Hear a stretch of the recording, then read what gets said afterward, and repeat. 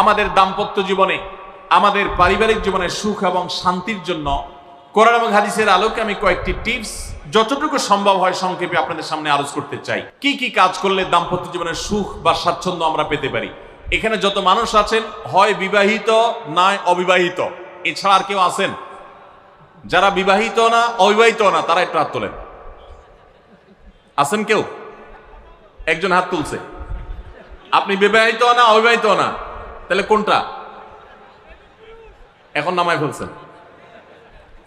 এদিকে আছে কেউ? ভাই বিবাহিত না অবিবাহিত না? কেউ আছেন? নাই। তাহলে বোঝা গেল আজকের আলোচনা সবার জন্য, যারা বিবাহিত আছেন তাদের জন্য, যারা বিবাহিত না ভবিষ্যতে বিবাহ করবেন তাদের জন্য। দেখুন, অনেক মানুষ আছেন আমাদের কাছে আসে, বিশেষ করে আমার কাছে যত মানুষ অফিসে আসেন, এক এক দিন কয়েকশো মানুষও দেখা যায় অফিসে আসেন, এমনও হয় কোন কোন দিন কয়েকশো মানুষও হয়। তো আমাদের অফিসে অনেকগুলো ডেস্ক আছে, অনেক আলেম আছেন, তারা সমাধান দেন বসে বসে, তারা সহযোগিতা করেন আমার সাথে। অনেকগুলো ডেস্ক বসাতে হয়েছে, এত বেশি মানুষ আসে। আপনারা অবাক হবেন, সবচেয়ে বেশি মানুষ আসে যেই ইস্যুটাকে নিয়ে, সবচেয়ে বেশি মানুষ আসে সেটা হলো দাম্পত্য কলহ, স্বামী স্ত্রীর ঝগড়া বিবাদ, তালাক, এগুলো নিয়ে সবচেয়ে বেশি সংখ্যক মানুষ আছে। এবং আপনারা আরো অবাক হবেন, গরিব মানুষদের মধ্যে স্বামী স্ত্রীর মধ্যকার দূরত্ব, তাদের মধ্যকার কলহ, দ্বন্দ্ব, ঝগড়া, ফাসাদ, এগুলোর পরিমাণ বা রেশিও যত বেশি, টাকা পয়সা যাদের আছে, সামাজিক অবস্থান যাদের ভালো, আমার অভিজ্ঞতা হলো তাদের মধ্যে দাম্পত্য জীবনে কলহের পরিমাণ তুলনামূলক বেশি। তাহলে অনেক যুবক আছেন যারা বিয়ে শাদী এখনো করেন নাই, শুধুমাত্র হাতটা কসলাচ্ছেন আর চিন্তা করতেছেন চাকরিটা শুরু করতে পারি, ব্যবসাটা শুরু করতে পারি, বিদেশটা যায় সারতে পারি, টাকার বস্তা কামাই করে ফেলবো।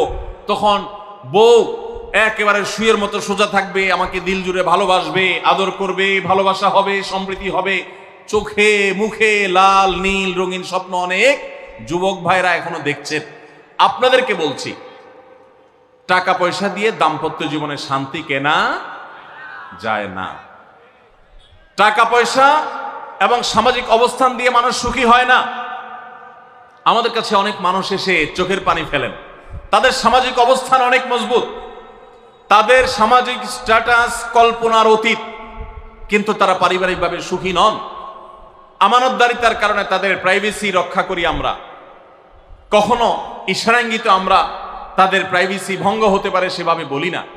কিন্তু আমরা রেশিওটা আপনাদের সামনে পেশ করছি এজন্য, আপনারা যারা হাত কসলাচ্ছেন, যারা বেকার যুবক আছেন, যারা স্টুডেন্ট আছেন, যারা মনে করছেন যে টাকা পয়সা কামাই করে বস্তা ভরি, তারপরে আমি বিয়ে শাদী করে ফেললে সুখের সাগরে হাবুডুবু খাবো, আমি এরকম দেশ বিদেশ ঘুরতে থাকবো, এই রঙিন স্বপ্ন যারা দেখছেন তাদেরকে বলছি, বিশ্বাস করুন, সুখের সাথে এই টাকা পয়সা এবং সামাজিক অবস্থানের সম্পর্ক আপনি যতটা আছে মনে করেন বাস্তবে ততটা নাই।